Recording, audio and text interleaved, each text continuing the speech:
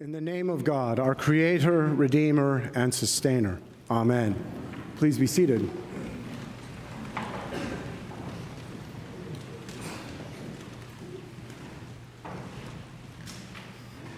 So this week, as I was preparing for this day, for my sermon, started reading the lectionary, and I read Philippians, and I'm like, yes, this is great. Rejoice in the Lord always. Again, I say rejoice. And it just goes on and on with all of these things. The peace that surpasses all understanding. And then I went to the Psalm, and I saw Psalm 23, and I was like, oh, there's as good as it gets. And then we get to listen to the choir sing it beautifully. And then I got to the gospel and went, you're kidding. Seriously? It is my least favorite passage in, I think, all of the Bible. It is just one of those. The only thing that is in any way redeeming is something that I'm going to afflict you with right now.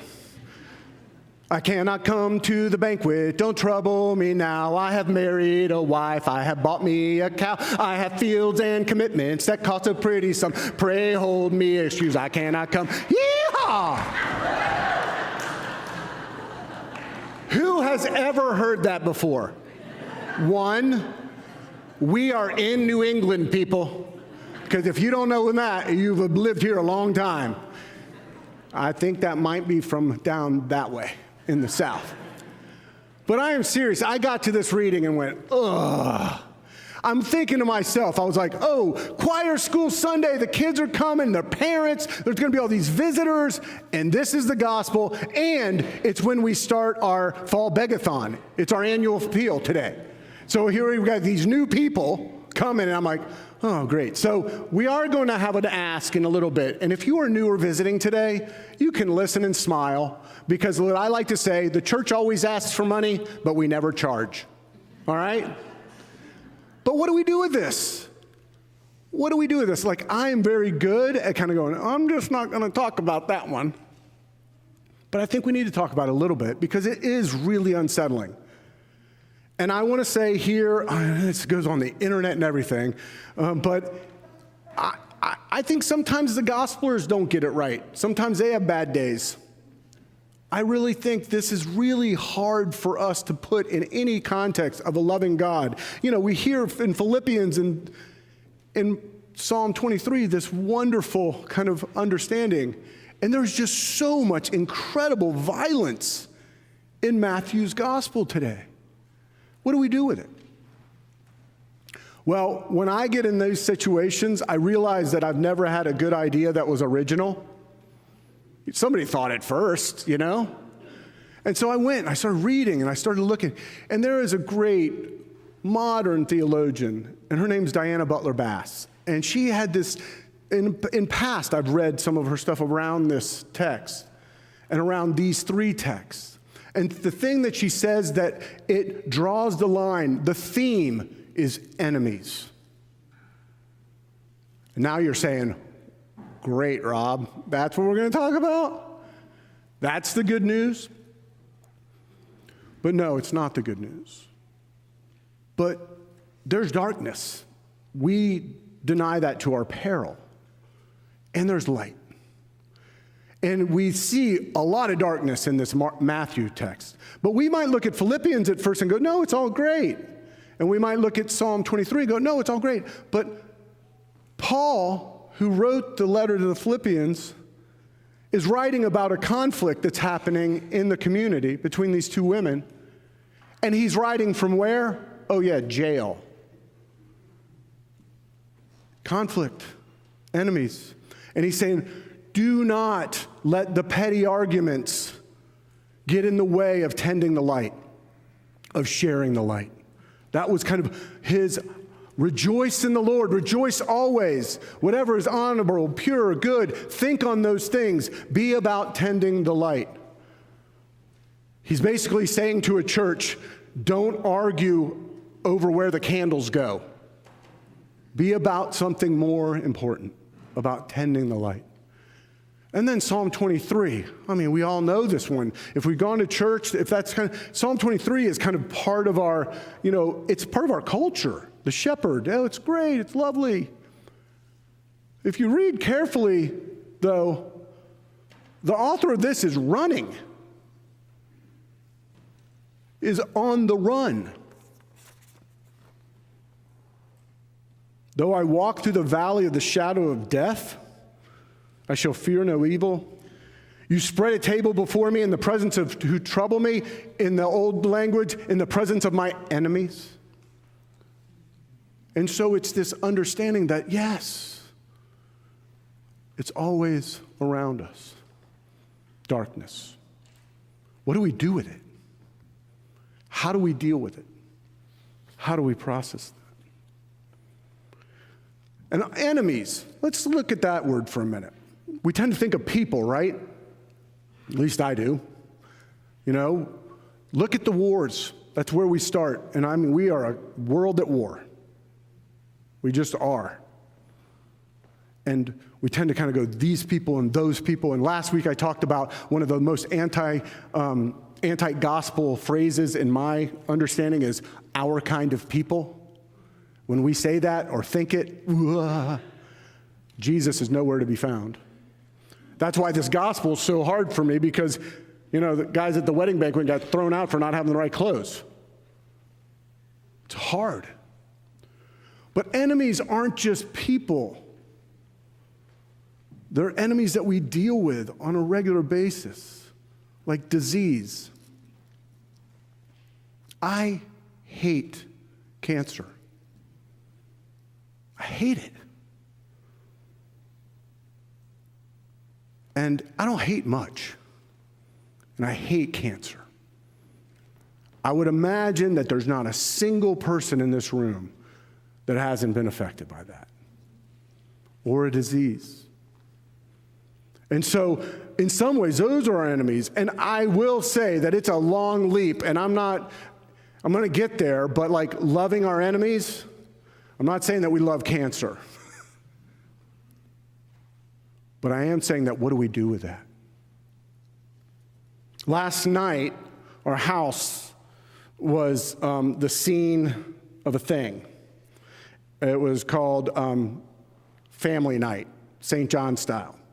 And all the families come to our house in our backyard. We rent a bouncy house, and there's a little girl on our street. What's her name? Eleanor, thank you. Eleanor.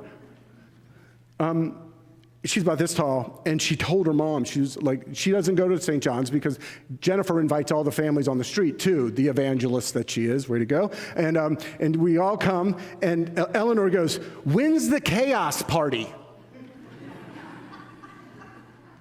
It's chaos. And I mean, there are burgers and dogs and people and everything. And I will tell you, I was probably one of the oldest people there. And I will tell you that it's pretty cool to be standing there and look over your shoulder at the generation that's coming and go, yeah, this is good. But in the context of that party, in that joy, there was sorrow. There's families that are dealing with really tough stuff, of dealing with a little girl with cancer who happens to be the best friend of one of the kids that were there. And how do you deal with that? How do you make sense of that? If that's not dark, if that's not an enemy, I don't know what is. Diane Butler Bass, and I believe Jesus, says the way that we combat that is with gratitude. By practicing gratitude. Does it eradicate cancer? No.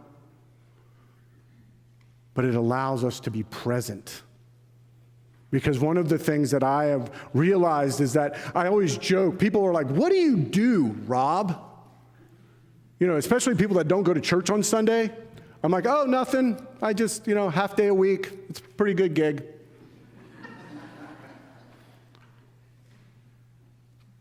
Really, the work of a priest, I believe, of a human, is to show up and be present. I have the gift of gab. I can talk. It's what I can do. But usually when I do the most good is when I shut up and I'm present. To people, with people. And it's amazing to me how often I show up thinking I'm going to help, and I leave and went, what just happened there? I think I was the one that received the love bomb. I'm the one that has been restored. And so I'm not going to be able to tie this up with a neat little bow and say, Matthew meant this, because I think he was out to lunch that day, heretical as that might be. But I do think that gratitude matters. And loving our enemies, especially the people kind, really matter. And I think back to how do I get to this place of practicing gratitude, of practicing loving enemies? And it's interesting because I need to have a reason. I'm kind of like, what's my reason? And I remember back to doing a children's chapel here. And it was years ago, because the person that I'm referring to is, I think, a senior in high school. But I was at children's chapel, and this about 6-year-old, I was talking about loving. Shocking, right? Blah, blah, blah, love, my only sermon. And I was talking about loving your enemies. And then I said, why do you think Jesus said that? And I do that a lot with myself, with others. I love wondering about it because it kind of creates space. Instead of going, Jesus said this because, I love asking, especially kids, what do you think? Why do you think Jesus said that? And I said, why do you think that Jesus wants us to love our enemies? And one hand went up. And I went, yeah, what do you think? And this sassy little 6-year-old looked at me and went, well, if we love them, maybe they won't stay our enemies. Out of the mouths of babes. And so today, we live in a world that is fraught. There is light and there is darkness. And the reality is life is living in that tension every day. And I want you to look around this room, because you don't even get to do it alone. You don't have to, but you don't get to.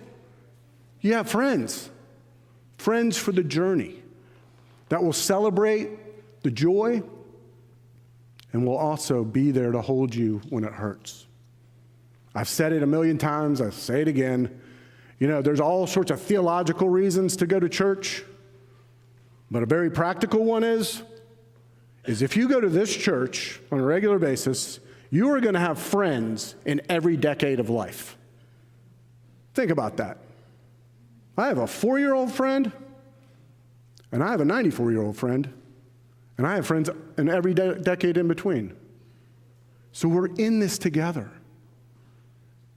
So may we be bold to lean into the darkness together and reflect the light into those dark areas, into those scary areas. And may, just maybe, we have courage, like that 6-year-old, to love our enemies. Amen.